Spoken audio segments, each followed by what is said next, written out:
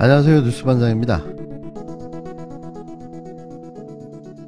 11곳, 12곳, 5곳이죠? 네, 그렇습니다. 예. 민심이 파도가 같아가지고 밀물이 이렇게 세차게 들어올 땐, 이 방향으로 앞으로도 계속 갈 건가 보다. 그런 착시를 항상 주는데 일정 시간이 지나면 반드시 또 설물이 쳐다오죠. 4년 전에는 17개 광역단체 중 2곳을 국민의힘이 가져가고 한 곳이 무소속이었고 네. 이번에는 민주당이 이제 정반대 썰물을 맞이한 거죠. 특히 대선 직후의 전국선거는 항상 대선 결과와 그대로 연동됐었거든요. 4년 전 지방선거는 문 대통령 당선 1년 후에 선거였고 네. 이번에는 3개월 후 선거였던 만큼 어느 정도 예상된 결과이죠. 민주당 비대위가 그 파고를 막아내기에는 역부족이었고 오히려 내부 결집을 해치는 사건도 막판에 또 이어지다 보니까 안 그래도 대선 결과로 이완된 지지층이 사실상 투표하러 나오지 않은 거죠. 민주당 지지층은. 그래서 이제 지방선거 사상 투표율이 역대 가장 두 번째로 낮은 거 아닙니까?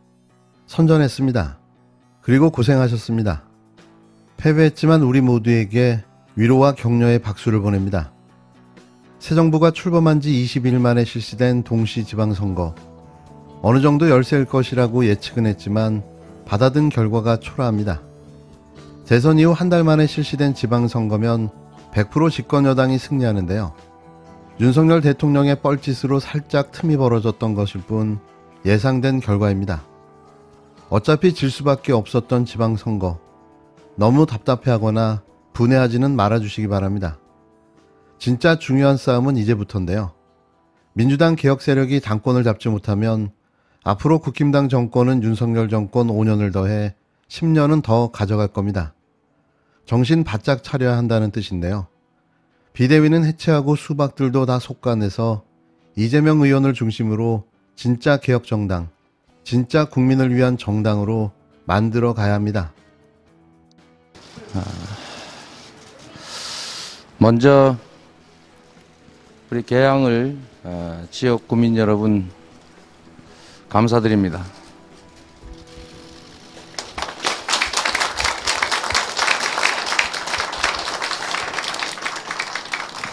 우리 개항을 지역 구민들께서 바라시는 대로 성실하게 역량을 발휘해서 지역 발전에 도움이 되는 일들을 최대한 잘 해내겠습니다. 그리고 한편으로 우리 국민 여러분들의 엄중한 질책을 겸허하게 수용하겠습니다. 우리 국민의 신뢰를 회복하고 국민의 사랑을 다시 받을 수 있도록 최선을 다하겠다는 다짐의 말씀을 드립니다. 많이 부족했습니다. 좀 더 혁신하고 또 새로운 모습으로 우리 국민 여러분들의 기대에 부응하도록 최선을 다하겠다는 말씀을 드립니다. 고맙습니다. 대선에 이은 충격의 2연패였습니다. 지난해 4.7 재보궐선거까지 하면 3연패인데요. 4년 만에 5대 10이라는 참담한 성적표로 지방 권력을 통째로 내준 더불어민주당이 패배의 늪에 빠졌습니다. 인천 계양을에 출마한 이재명 상임고문의 생환을 두고 이재명만 살아남았다는 말이 당 안팎에서 회자되고 있는데요. 1차 방어선으로 내걸었던 서해벨트 사수구호는 맥없이 무너졌고 수도권과 충청권을 전부 내줬습니다.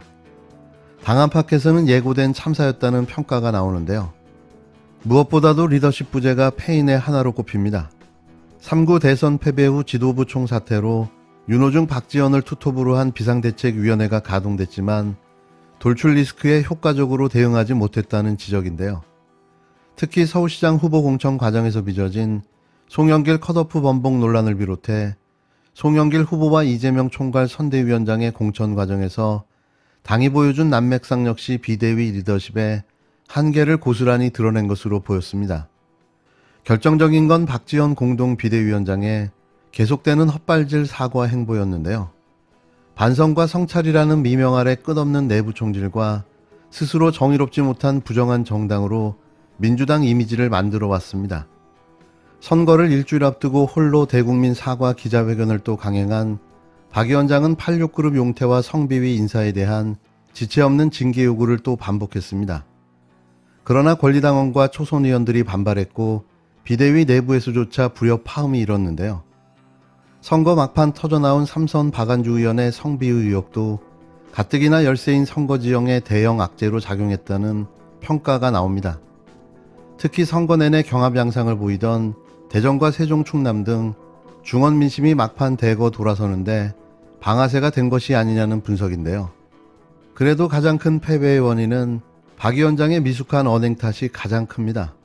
김용민 평화나무 이사장은 1일 출구조사 결과 발표 이후 페이스북에 박지원이라는 역대급 진상의 폐악질은 분명히 복귀해야 한다며 자기 지지자들을 진정한 개딸 만냠에 혐오하고 다니는 곳마다 자당 정치인의 함량 미달을 탓했다고 직격했습니다.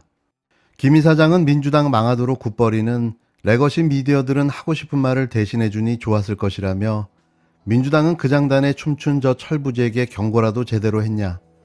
그럴 거면 왜 나를 불렀냐고 하면 네가 스스로 메시아라고 생각하냐고 맞받아 쳤어야 한다고 일갈했는데요. 맛 칼럼니스트 황교익 씨도 박 위원장이 출구조사 결과에 대해 대선에 이어 두 번째 심판을 받는 게 아닌가 싶다고 평가한 것을 두고 애착 없는 이들이 선거를 이끌었는데 이길 리가 없다고 꼬집었습니다. 황 씨는 박 위원장의 해당 발언을 인용하면서 민주당 비대위원장이 민주당이 심판당했다고 마치 남의 정당인 듯 말한다며 내부의 혼란에다 비정상적인 언론 상황에도 이 정도 성적이면 잘 싸운 것이라고 말했는데요.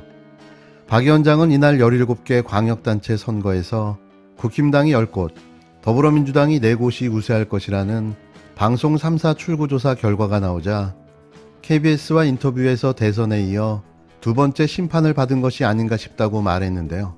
박 위원장은 이때도 민주당이 쇄신을 보여주지 못했다는 점을 강조했습니다. 생각했던 것보다 이제 조금 안 좋은 결과가 나왔다고 생각을 하고요. 민주당이 대선에 이어서 두 번째 심판을 받은 게 아닌가라는 생각이 듭니다. 생각했던 것보다 이제 국민께서 민주당을 이제 많이 신뢰하지 못하시는구나라는 생각이 들어서 많이 아쉽고 무거운 마음으로 개표 결과를 지켜봐야 할 것 같습니다. 아무래도 이제 민주당이 좀 더 이제 대선 이후에 쇄신하는 모습을 많이 보여드렸어야 했는데 그러지 못한 모습을 보여드린 것 같아 아쉽습니다.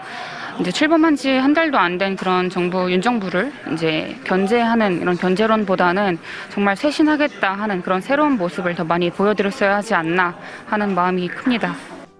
앞서 박 위원장은 지난 5월 말께 지방선거를 목전에 둔 상황의 일부 여론조사에서 민주당 및 출마 후보들에 대한 부진한 평가가 관측되자 나홀로 586 용태론 등 민주당 쇄신안을 꺼내 들었는데요. 매일같이 대국민 앞에 고개를 숙였지만 이후 윤호중 공동 비대위원장 등의 회의에서 고성이 오가는 마찰을 빚으며 자중질환에 빠지는 모습까지 연출했습니다. 우여곡절 끝에 박 위원장과 윤 위원장은 본투표 이틀 전에 손을 맞잡고 원팀을 외쳤지만 이미 6일 지방선거는 물 건너 가버렸는데요. 그 못 볼 꼴의 결과가 이렇게 나타난 거죠. 이제는 더 할 말이 있을까요? 그렇게 무소불위의 권력을 휘둘러대며 자신만이 민주당을 살릴 메시아처럼 굴었던 박지원 비대위원장. 일장 춘몽 같았던 민주당 비대위원장 놀이를 이제는 끝마쳐야 할 때입니다. 윤호중 위원장과 비대위는 사퇴하고 해체해야 합니다. 마지막으로 책임지는 모습으로 퇴장할 기회가 될 것입니다.